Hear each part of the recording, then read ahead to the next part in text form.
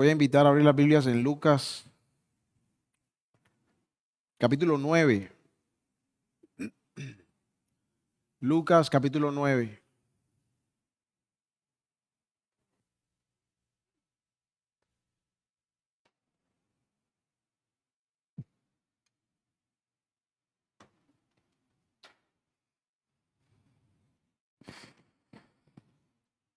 Vamos a leer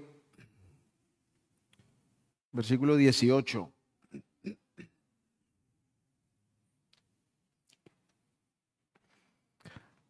Aconteció, 9:18 de Lucas dice, aconteció que mientras Jesús oraba aparte, estaban con él los discípulos y les preguntó diciendo, ¿quién dice la gente que soy yo? Ellos respondieron, unos Juan el Bautista, otros Elías y otros que algún profeta de los antiguos ha resucitado. Él les dijo, ¿y vosotros quién decís que soy yo? Entonces respondiendo Pedro dijo, el Cristo de Dios. Pero él les mandó que a nadie dijesen esto, encargándoselo rigurosamente y diciendo, es necesario que el Hijo del Hombre padezca muchas cosas y sea desechado por los ancianos, por los principales sacerdotes y por los escribas, y que sea muerto y resucite al tercer día. Y decía a todos, si alguno quiere venir en pos de mí, niéguese a sí mismo, tome su cruz cada día y sígame, porque todo el que quiera salvar su vida la perderá, y todo el que pierda su vida por causa de mí, éste la salvará. Pues ¿qué aprovechará al hombre si gana todo el mundo y se destruye o se pierde a sí mismo? Porque el que se avergonzare de mí y de mis palabras, de éste se avergonzará el Hijo del Hombre cuando venga en su gloria y en la del Padre y de los santos ángeles. Pero digo en verdad que hay algunos de los que están aquí que no gustarán la muerte hasta que vean el reino de Dios. Que el Señor añada bendición por medio de su palabra. Y les voy a invitar a orar. Padre, nos acercamos a ti reconociendo nuestra pequeñez, nuestra vileza, nuestra incapacidad para acercarnos a ti por nuestros propios medios, para conocerte por nuestros propios medios, para lograr justicia en nuestra fuerza. Reconocemos también que tú eres grande, que eres santo, que eres poderoso, lleno de gracia, de amor, de compasión, de misericordia. Reconociendo que eres un juez justo, ante el cual todos los hombres daremos cuenta un día. Nos acercamos reconociendo, Señor, que esta tu palabra es verdad, que ella no cambia, que no pasará nada de lo que ella dice hasta que toda se cumpla. Y reconocemos, Señor, que en esta palabra tú has revelado el evangelio de tu bendito Hijo Cristo, en el cual los hombres pueden obtener perdón, vida eterna, salvación, en el cual los hombres pueden ser acercados a ti. Nos acercamos a ti también reconociendo la guía, el poder, la obra de tu Espíritu, quien toma tu palabra, que la usa, que confronta el corazón del que oye, de tal manera que somos puestos en la situación de tener que tomar una decisión conforme a las palabras que has revelado.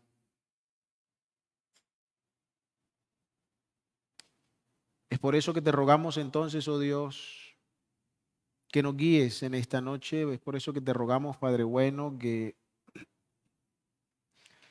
tu palabra sea expuesta sin tropiezo, sin error.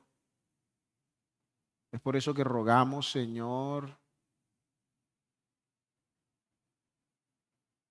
que la palabra que declaras sea recibida. Haya corazones dispuestos, atentos, de manera que esta palabra produzca la vida en el corazón donde solo hay muerte, de tal manera que esta palabra produzca frutos, Señor, Para la gloria, la honra tuya y para bendición del que con fe la recibe, rogamos, Padre, principalmente para que los corazones que están en tinieblas no se resistan más y vengan a la luz de tu amado Hijo arrepentidos, suplicando de Él perdón, y tú les salvarás. Padre, confiados en la veracidad de tu palabra, es que hacemos esto. Confiados en esa veracidad, es que rogamos que conforme a tu propósito y voluntad, obres para la gloria de tu nombre. Y todo esto te lo pedimos por medio de Cristo, quien se entregó a sí mismo por nuestros pecados para llevarnos a ti. Amén. Muy bien, en el relato que acabamos de leer encontramos un episodio de la vida del Señor Jesucristo, en el que está con sus discípulos. Dice que estaba orando. Cuando dice que oraba aparte, está haciendo referencia a que como las multitudes mantenían con él, no había lugar donde Cristo fuera en el que no se amontonara la gente, por distintas razones, fueran las que fueran.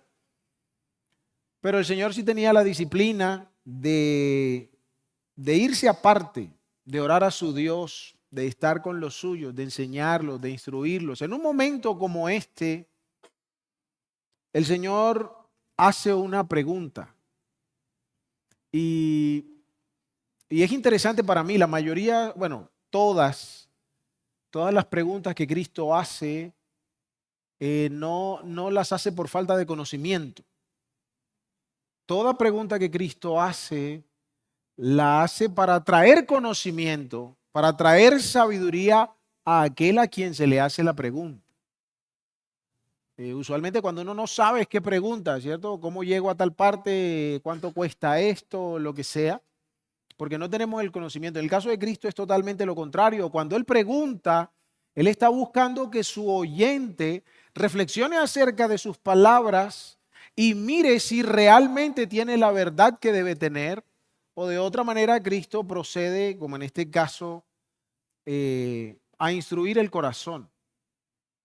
Entonces, en la medida que avanzamos en este relato, quisiera que la disposición del corazón primeramente fuera esa, porque el relato está diciendo, y les preguntó. Es Cristo quien pregunta, y en esta noche la idea es que resolvamos también una pregunta. La idea es que ahí donde estás sentado en tu corazón delante de Dios, respondas la pregunta que está, pero basado en el conocimiento que el Señor provee. El Señor les preguntó diciendo, ¿quién dice la gente que soy yo? Ellos responden, unos Juan el Bautista, otros Elías o alguno de los profetas antiguos que ha resucitado. Luego, versículo 20, otra vez él pregunta, ¿y vosotros quién decís que soy yo? La pregunta es la misma o es diferente. Es la misma pregunta, ¿cierto? Es la misma pregunta. ¿Qué es lo que cambia? El auditorio. Lo que cambia es quién responde. Pero la pregunta en esencia es la misma. ¿Acerca de quién es la pregunta? Acerca de Jesús. ¿Y cuál es en sí la pregunta?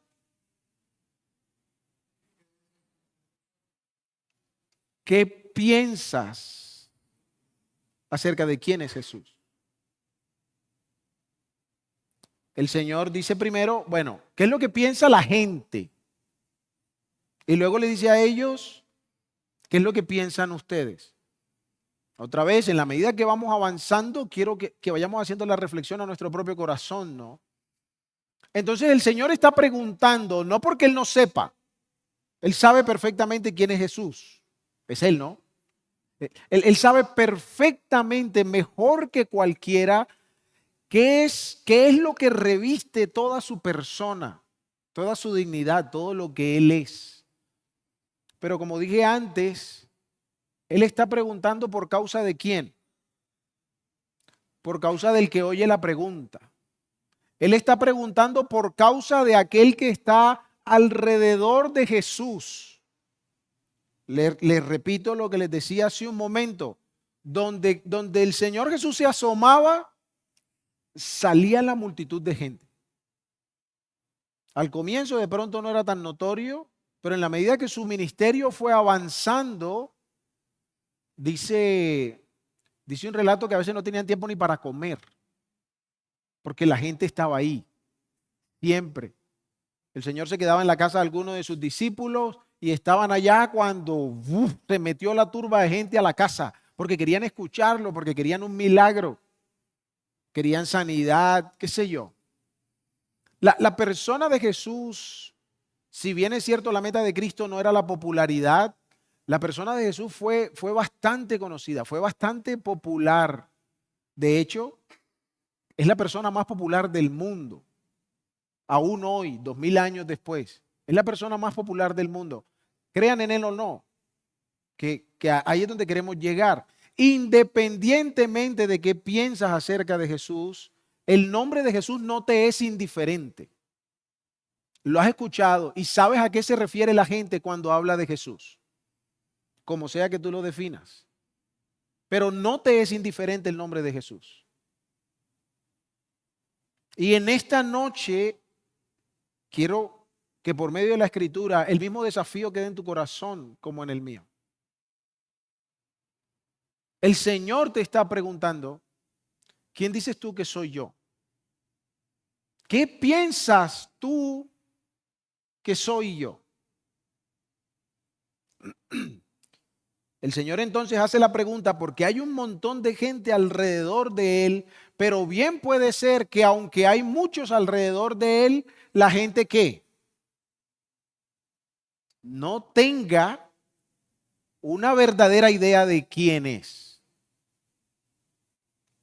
Hace unos años en un aeropuerto estaba con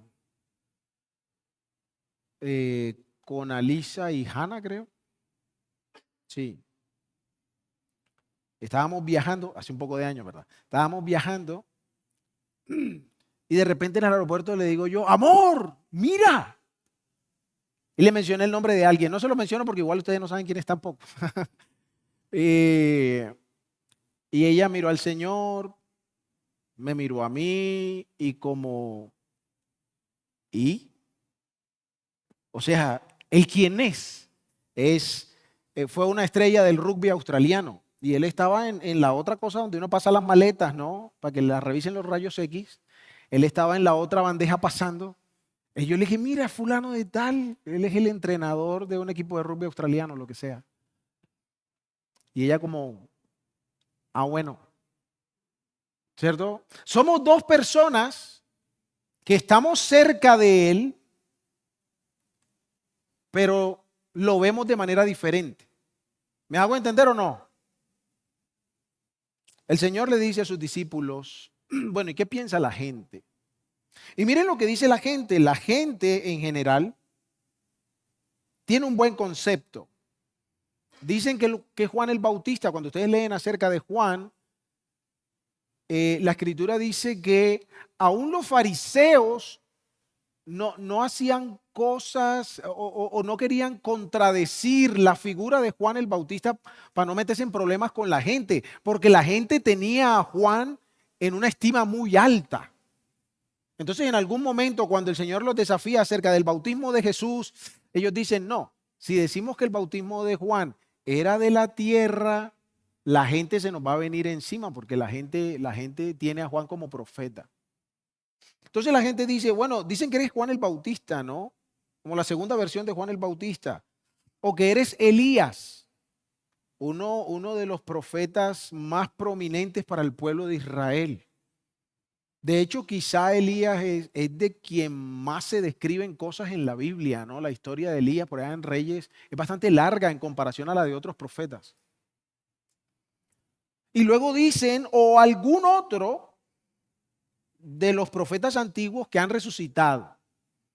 En últimas, la gente no tiene una idea vil acerca de quién es Jesús. La gente no tiene una idea negativa, digamos. De quién es la persona de Jesús? Todo lo que la gente dice son buenos conceptos, son buenas ideas, son buenas comparaciones. Pero luego el Señor va un poco más allá y les pregunta a sus discípulos, bueno, ¿y ustedes qué piensan?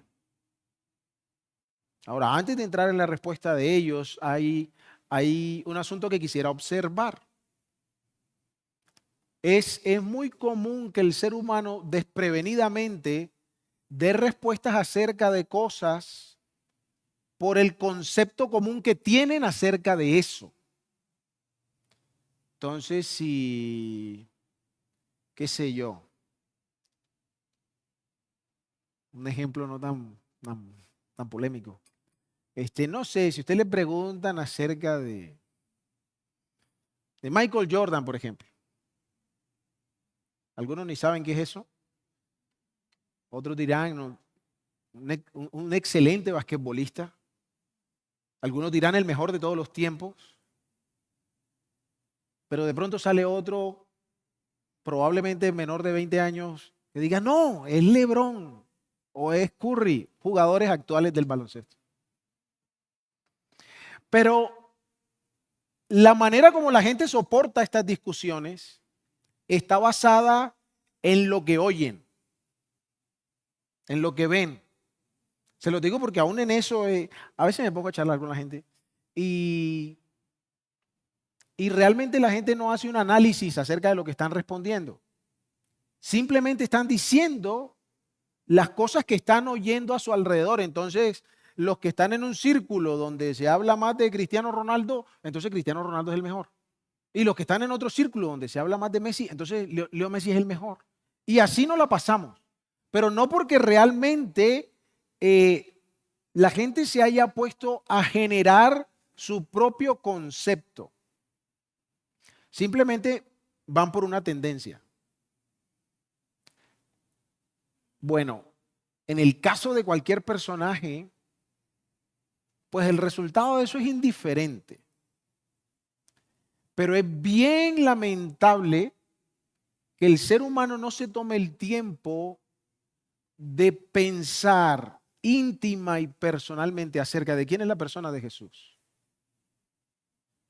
Y es supremamente lamentable porque la respuesta a esta pregunta determina el destino del corazón y el alma. Y me llama la atención porque el Señor dice, bueno, ¿y qué dice la gente que soy yo? Y bueno, sí, echemos para adelante, ¿no? Pero luego dice, bueno, ¿y ustedes qué dicen? ¿Cuál es el concepto que ustedes tienen? ¿Qué es lo que ha estado pasando con ustedes muy distinto a la multitud? Porque ustedes están conmigo todos los días. ¿Y cómo eso les ha permitido o no hacerse una mejor idea de quién soy? Por si no lo saben, en algún punto el Señor está con los discípulos, se montan en una barca, le dicen, vamos para el otro lado del mar de Genesaret, un lago pues, pero se le conoce como el mar de Genesaret. Y se levanta una tormenta y eso se está inundando, pues la cosa está grave. Porque para que un pescador esté desesperado en un bote es porque la cosa está terrible. ¿Sí me hago entender? Y todos los discípulos, bueno, menos uno, la mayoría de ellos, perdón, confundí el dato. Varios de ellos eran pescadores y están en el bote, están tratando de sacar a flote el barco porque se están hundiendo y vienen desesperados y le dicen, Señor, es que no te importa, nos vamos a morir. Y el Señor se levanta y le dice al mar, a la tormenta, a la tempestad, al viento, le dice, calla, enmudece. Y enseguida hay una gran bonanza. Se queda todo quietecito. Y dice la Escritura que los discípulos se miran unos a otros y dicen, ¿este quién es? ¿Qué tipo de hombre es este hombre que hasta el viento y el mar le obedecen? Los discípulos también tuvieron que, figuradamente hablando, que sentarse a pensar quién era Jesús. Los discípulos que andaban con él también tuvieron que enfrentar la situación de tener que responder a esa pregunta. Y el Señor no simplemente se queda contento con lo que la gente dice. El Señor lleva la pregunta a un plano más personal y le dice, ¿qué piensas tú? Y si de pronto tú tienes alguna idea acerca de Cristo, bueno, todos tenemos alguna idea acerca de Cristo. El asunto es esa idea que tú tienes, ¿de dónde viene? ¿Es lo que escuchas a todo el mundo decir? ¿Es lo que se escucha en la calle? ¿Es el pensamiento común? ¿O tú dices, no, mira, yo me puse a buscar, yo me puse a indagar, yo me puse a mirar todo lo que fuera necesario para poder hacerme una idea de Jesús? Sigamos para complementar las ideas. Y responde Pedro, el Cristo de Dios. En Mateo el relato dice, tú eres el Cristo, el Hijo del Dios viviente. En Mateo la respuesta de Pedro está más extensa que aquí. Pero el punto principal se mantiene, dice, el Cristo de Dios. Ahora, de pronto para ti y para mí, esta expresión no nos dice mucho. La expresión Cristo o el nombre Cristo es equivalente en otro idioma, en el griego, de lo que en hebreo es el Mesías. Ahora, Mesías para los judíos más que un nombre es un título que describe a aquel que Dios había prometido que vendría a liberar a su pueblo Israel de cualquier forma de esclavitud y dominio para establecerse como rey eterno. Es quien traería el reino físico de Dios a la tierra por medio del pueblo de Israel, reinando en medio de ellos, y que subyugaría a todas las naciones. Esa es la promesa de Dios acerca del Mesías. El Señor le dijo a David, yo te voy a dar un hijo que se siente en tu trono y él va a reinar con justicia para siempre. Pero bueno, de los hijos de David ninguno ha durado tanto y ninguno fue completamente justo. Ese pacto se establecía sobre la base de este Mesías, de este hombre que un día vendría de parte de Dios, siendo el representante único de Dios para gobernar en nombre de Dios en medio de los hombres. Ahora, Pedro dice, tú eres Él. Piensa un momento en el desafío que eso representa. Son 12, están andando con uno que no tiene dónde vivir. Que bien le dice a la gente que le sigue, las zorras tienen sus guaridas, las aves tienen sus nidos, pero el Hijo del Hombre no tiene dónde recostar su cabeza. Y Pedro está diciendo, tú eres el rey prometido de Dios. Es una declaración desafiante porque a los ojos no se ve, no parece. Es un buen profeta, hace milagros, reconocemos que viene de Dios, pero así pinta de rey, como que no. O sea, ¿qué hace que no está formando su ejército para derrotar a los romanos, por ejemplo? ¿Qué hace que él no está reclutando sus cuadrillas para provocar la rebelión y vencer? Pero Pedro, a pesar de que los ojos no ven lo que todos los demás buscaron, porque incluso eso era parte del debate entre los judíos de aquel entonces. Algunos decían, sí, tiene pinta de Mesías, pero por otro lado decían, bueno, pero si es el Mesías, ¿por qué no está haciendo las cosas del Mesías, no? Porque ellos lo que esperaban era una liberación física. Pero la promesa de Dios era principalmente espiritual. Y Pedro dice, tú eres el Cristo. Una declaración desafiante en su tiempo, una declaración que parecía locura para muchos en ese entonces. Sin embargo, Pedro convencido dice, tú eres el Cristo. ¿Y qué responde el Señor? El Señor dicho de alguna manera, él queda satisfecho con la respuesta. Es como si él estuviera diciendo, verdaderamente sabes o saben quién soy. Pero como la idea del Mesías era una idea, como les digo, más política en la mente de los judíos, el versículo 21 dice que él les mandó que no lo dijesen a nadie y les encargó rigurosamente que no lo hicieran, pero añadiendo estas palabras: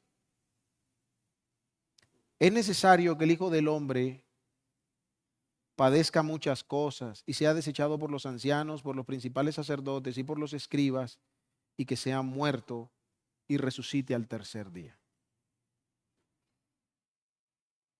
Frente a tremenda declaración, el Señor añade, muy bien, tiene razón, yo soy ese, pero es necesario que primero pasen ciertas cosas. Es necesario que primero yo muera. Pero no solo que muera, sino que resucite al tercer día.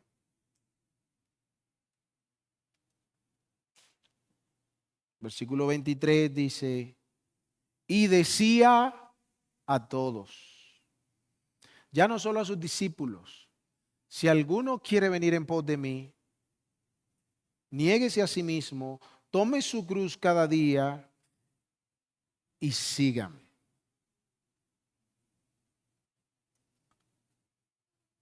La pregunta respecto a quién es Jesús no es una pregunta intelectual. No se trata de si tienes suficiente información que te permita hacer un recuento veraz de quién es Jesús o no, que es importante.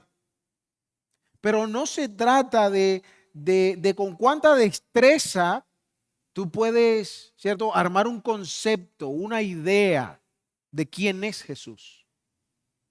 Porque de hecho he hablado con personas que no conocen a Cristo en el sentido espiritual, que no tienen una relación con Cristo, que pueden argumentar acerca de quién era. Al final dicen que igual eso les parece un cuento chino, pero conocen los hechos, las situaciones, conocen incluso, hay uno que me dejó sorprendido hace unos años atrás, la facilidad con la que el hombre citaba textos de la Biblia y nunca se congregó, nunca fue a una iglesia, es declarado ateo desde su juventud y yo lo conocí teniendo él como 60 años. Y tenía una pericia para relatar las cosas que están escritas aquí. Y si tengo que ser honesto, hasta me sorprendió con un par de cosas que yo decía, eso está en la Biblia. Y cuando terminamos la conversa, fui a mi casa y revisé mi Biblia y efectivamente, ahí estaba lo que él me estaba diciendo. Pero es un hombre cuyo corazón no iba en pos de Jesús. Este versículo nos ilustra que la importancia de que tú respondas quién es Jesús se trata de en qué dirección va tu vida. Responder afirmativamente, responder positivamente, responder bíblicamente acerca de quién es Jesús, no se trata de lo que puedes decir, sino de dónde pones tu confianza. No se trata de la cantidad de datos que puedes mencionar. Se trata de con quién está la lealtad de tu vida. Y el Señor dice aquí que si alguno quiere tomar esa decisión, si alguno quiere responder al llamado de Cristo acerca de quién es Él, necesita negarse a sí mismo. Es decir, tus ideas, tus conceptos acerca de Cristo tienen que cambiar. Lo que piensas acerca de Jesús tiene que conformarse a lo que Jesús dice de sí mismo, no a la manera como tú quieres pensar de Él. Y Él mismo dijo, es necesario que este Mesías sea entregado en una cruz. Y la Escritura nos dice que lo hizo en obediencia al Padre, por amor al Padre, por amor a los que había de salvar, pero porque los que necesitaban ser salvos estábamos en un problema. Quizá de ahí el hecho que el Señor diga es necesario. No hay otra forma de salvar a los hombres, sino a través de la cruz. Este Cristo no es un fetiche, este Cristo no es algo que cuelgas en la pared, en un cuadro, en una figura, en una escultura. Este Cristo no es la imagen que tú quieres tener acerca de Él. Este Cristo no es lo que tú quieres obtener acerca de Él. Este Cristo es aquel a quien Dios prometió que acabaría con el pecado, que libertaría a los hombres que pongan su fe en Él de la condenación del infierno, de la muerte. Este Jesús es uno que entregó su vida en el Calvario por amor, lleno de gracia y de verdad, pero que con poder se levantó de los muertos al tercer día. No es un cuento chino, es una realidad. Una realidad incluso que puede ser probada a través de las herramientas que tenemos para corroborar la verdad. De hecho, paréntesis, dato curioso, muchos hombres han venido a Cristo a través de un proceso de investigación para descubrir las mentiras del cristianismo. Y al final han dicho, este Jesús es real. En esta noche porque estamos hablando ahora, ¿no? Pero siempre ha sido tu responsabilidad tener que responder acerca de quién es Jesús. De pronto no a mí, no a la persona que tienes al lado, no. Necesitas levantar tus ojos al cielo y responderle a Él. ¿Quién dices tú que es Él? Y no por lo que sabes, sino porque ahí es donde estás dirigiendo la confianza de tu corazón. Aunque las personas, en este caso, versículo, las que mencionamos en el versículo 18, cuando el Señor le pregunta, ¿qué dice la gente? Aunque las personas tenían buenas maneras de comparar a Cristo, no era suficiente para disfrutar a Cristo. Necesitaban reconocer en Cristo a quién, al Mesías prometido. Necesitaban reconocer en Él al Hijo de Dios. Necesitaban reconocer en Él el cumplimiento de las promesas de Dios que había hecho años atrás a sus padres, comunicadas por los profetas, y que ahora se hacían realidad en el hijo de José, el carpintero de Belén. En Nazaret luego. Necesitas responder quién es Jesús. Necesitas decidir dónde está tu confianza. Y si cuando respondes acerca de quién es Jesús, tu corazón no pone su confianza en Él, no hay esperanza para ti. Porque dice al final el 25, al final no, el 25 dice, pues ¿qué aprovecha todo el mundo?